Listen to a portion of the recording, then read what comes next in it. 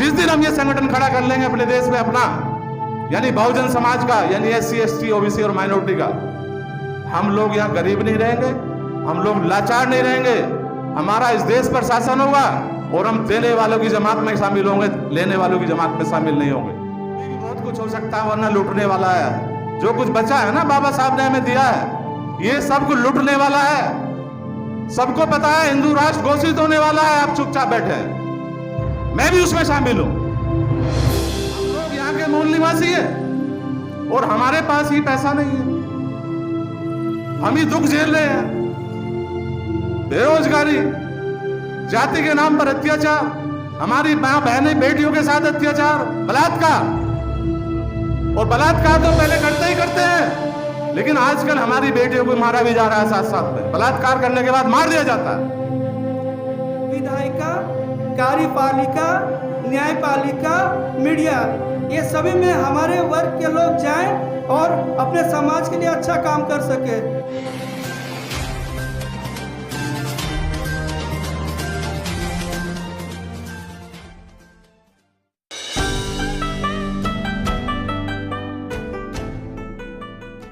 हमारे देश में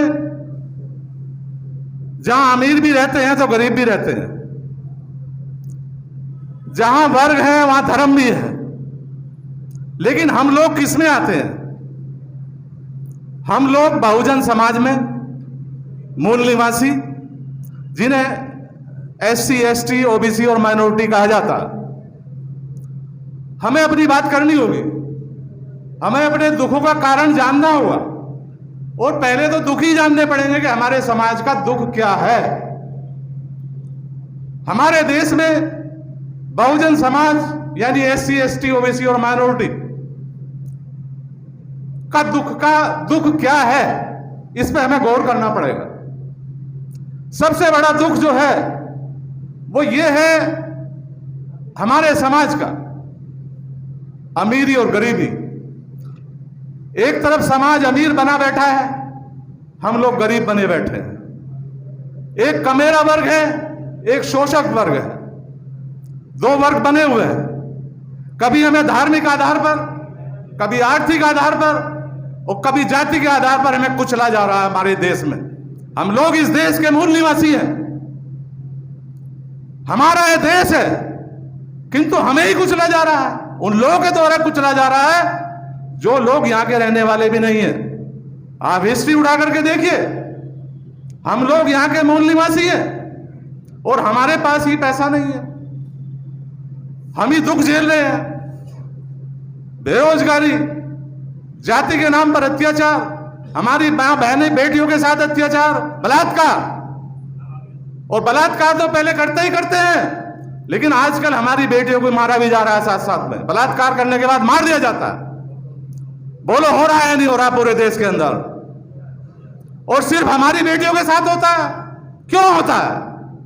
क्योंकि हम आर्थिक रूप से कमजोर हैं, हमें जातीय रूप से नीच बना दिया गया है, इसीलिए हमारे ऊपर अत्याचार हो रहा है। और अत्याचार करने वाले लोग कौन है? आप सब लोग भली भांति जानते हैं, मुझे कहने की आवश्यकता नहीं है। लेकिन क्या हमारे इन दुखों का निवारण होना चाहिए कि नहीं होना चाहिए, यह सोचने की बात है। तो दुख का निवारण होगा कैसे? दुख तो हम जान रहे हैं कि हमारे दुख ये हैं, लेकिन इसका निवारण कैसे होगा? बात तो असली ये है ना, हम बुद्धिजीवी वर्ग पूरे देश के प्रतिनिधि के रूप में यहां बैठे हैं, हमारा कर्तव्य बनता है कि हम अपने समाज के बारे में कुछ सोचें। बाबा साहब ने जो डॉक्टर अम्बेडकर ने आगरा के अंदर आखिरी भाषण दिया था, उसने साफ साफ आप लोगों को जिम्मेदार माना था। सभी बुद्धिजीवी यहां बैठे हैं कि आपकी ड्यूटी बनती है इस समाज में कुछ करने की, लेकिन हम कर क्या रहे हैं?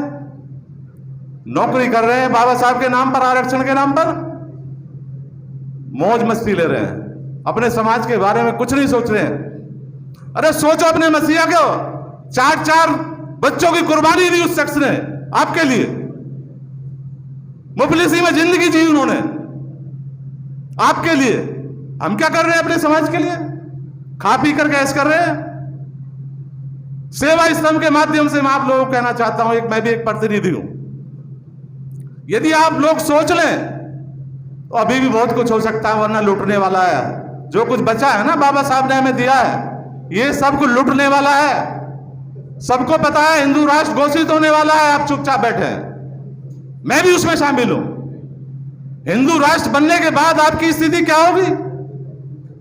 कुछ सोच रहे हो आप इस बारे में? हिंदू राष्ट्र में आपकी स्थिति क्या होगी? कभी सोचा आपने? जो स्थिति 2000 साल पहले हमारी थी, उससे बदतर स्थिति हमारे समाज की होगी। क्यों नहीं सोच रहे हम लोग? क्या हमें निकलना नहीं चाहिए इस दलदल से? इस दलदल से निकलने का क्या हमें प्रयास नहीं करना चाहिए? हम लोग बुद्धिजीवी वर्ग से गिने जाते हैं। कौन करेगा इसको?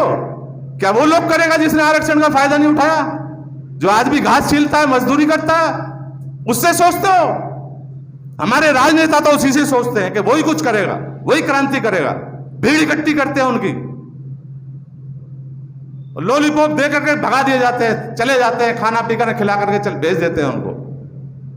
लेकिन हम लोग बुद्धिजीवी वर्ग बैठे हैं यहां पर। अगर आप सोच लें एक मल्टी लेवल कंपनी की तरह कि हमको 5 आदमी जोड़ने हैं हर महीने, तो आप साल भर में 60 आदमी जोड़ देंगे। अपनी जिंदगी में आप कितने आदमी जोड़ देंगे? लाखों करोड़ों जोड़ सकते हो आप, जितने लोग यहां बैठे हो अगर प्रण कर लें। हम लोग इस देश के शासक बन सकते हैं जो आज प्रजा बनी हुई है। साथियों, मैं कहना चाहता हूं कि अगर कुछ कर सकते हैं तो कर सकते हैं पावर के माध्यम से। पावर माने शक्ति, ताकत। और लोकतंत्र में ताकत क्या होती है? लोकतंत्र में ताकत होती है संगठन की। संगठन से बड़ी कोई ताकत नहीं है आज देश के अंदर। लोकतंत्र में ताकत ही सबसे बड़ी ताकत है। और जिस दिन हम ये संगठन खड़ा कर लेंगे अपने देश में अपना, यानी बहुजन समाज का, यानी SC ST OBC और माइनॉरिटी का, हम लोग यहां गरीब नहीं रहेंगे, हम लोग लाचार नहीं रहेंगे। हमारा इस देश पर शासन होगा और हम देने वालों की जमात में शामिल होंगे, लेने वालों की जमात में शामिल नहीं होंगे। इसलिए मैं चाहता हूं CEC की बैठक में इसमें कहना चाहता हूं, मंच पर तो हमारे 2 पदाधिकारी मौजूद हैं, उनका सम्मान करते हुए, आप सभी लोगों का सम्मान करते हुए, कि इस संगठन को ऐसा बनाओ कि इस देश के अंदर आप शासक बने। इन्हीं शब्दों के साथ मैं अपनी बात समाप्त करना चाहता हूं। जय भीम, जय भारत। और थोड़ा मैं इतिहास में जाना चाह रहा हूँ, ज़्यादा समय नहीं लूँगा। जैसे कि सेवा स्तंभ यहाँ स्थापित हुआ है, तो हमारे जो फाउंडर रेड्डी सर हैं, उनका उद्देश्य था कि यहाँ पे जो नौकरी पेशा वाले उनको एक जगह एकत्रित किया जा सके, एक बैनर की तरह लाया जा सके, और ख़ासकर हमारे जितने भी कमज़ोर वर्ग के SC ST OBC या माइनॉरिटीज़ के जितने भी कर्मचारी, उनको इकट्ठा करके यहाँ पे उनके लिए एक प्लेटफॉर्म बनाया जाए, ताकि हम अपनी बातों को केंद्र सरकार तक रख सके।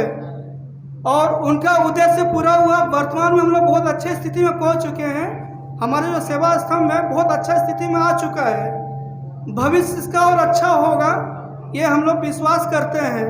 मैं एक छोटी सी बात कहना चाह रहा हूँ कि वर्तमान समय में भारत सरकार जो हमें आरक्षण दिया गया था, आरक्षण के माध्यम से जो हमारे वर्ग के लोग नौकरी पाते थे, अब उनके लिए वो अप्रत्यक्ष रूप से बंद कर दिया गया है।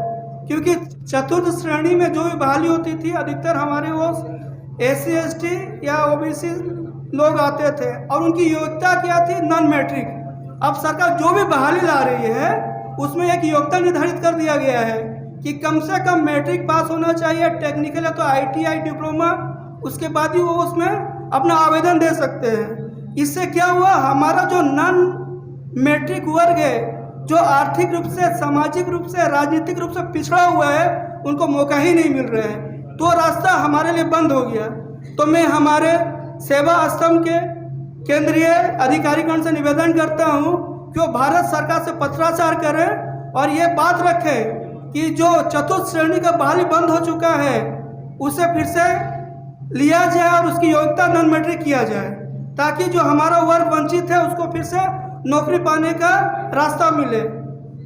बहुत सारी मजबूरी होती है कि देखें कोई आपके प्यून का लड़का है, वो भी IAS IPS बना है क्योंकि उनके पास नौकरी था, अपने बच्चों को पढ़ा सके, लेकिन वही जब उनके पास मौका ही नहीं, बच्चों को पढ़ाएंगे कहाँ से।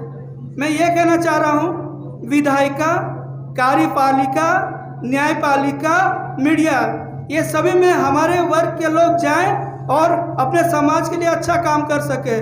मैं विशेष समय न लेते हुए आप लोगों से यही निवेदन करता हूँ कि सेवा व स्तंभ को और आगे